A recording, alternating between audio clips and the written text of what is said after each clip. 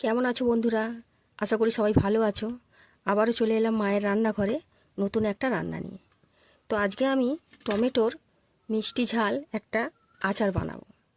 তো চলো দেখে নাও কী করে আমি বানাই। এবারে শুকনো কড়ায় কিছু মশলা ভেজে নেবো। এখানে আমি নিয়ে নিয়েছি হাফ চামচে 5 ফোড়ন আর 2টো মাঝারি সাইজের শুকনো লঙ্কা। এটা আমি হালকা করে নেড়ে নেবো।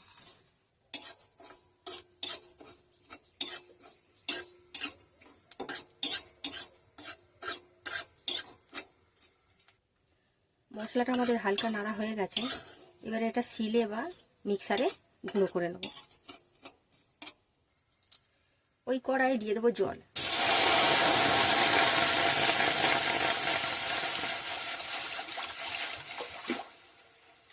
জলে টমেটোগুলো দিয়ে ভালো করে সেদ্ধ করে নেব।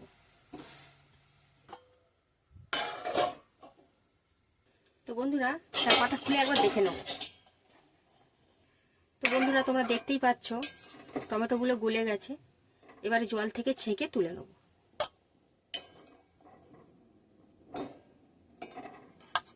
তো বন্ধুরা টমেটোগুলো হালকা ঠান্ডা হয়ে গেছে। এবারে এইভাবে এর সব খোসাগুলো ছাড়িয়ে নেব। এইভাবে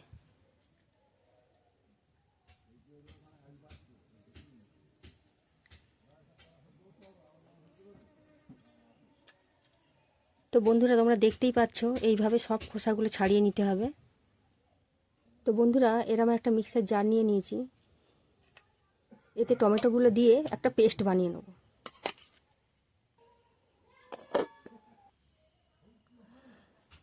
তো বন্ধুরা তোমরা দেখতেই পাচ্ছ আমি পেস্ট বানিয়ে নিয়েছি। ঠিক এইভাবে এরমভাবে বানিয়ে নিতে হবে।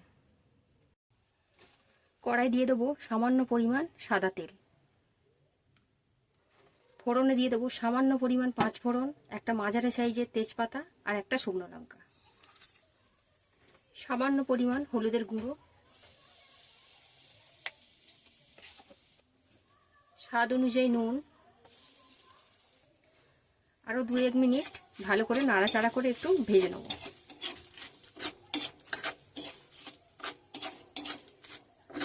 দু এক মিনিট ভাজা হয়ে গেছে।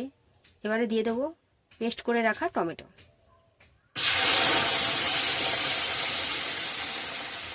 এবারে গ্যাসের আঁচটা মিডিয়ামে রেখে এইভাবে নাড়িয়ে নাড়িয়ে জাল দিতে থাকবো।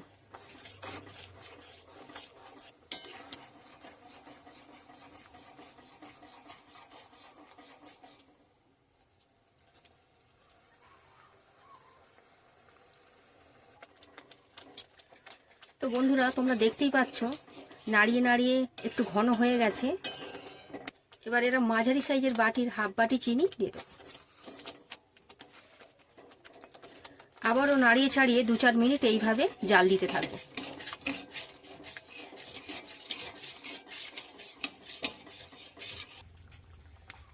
এবারে এই ভাজা মশলাটা দিয়ে দেবো।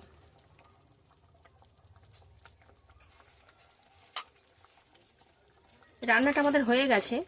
এবারে ভালো করে নাড়িয়ে চাড়িয়ে নামিয়ে নেব।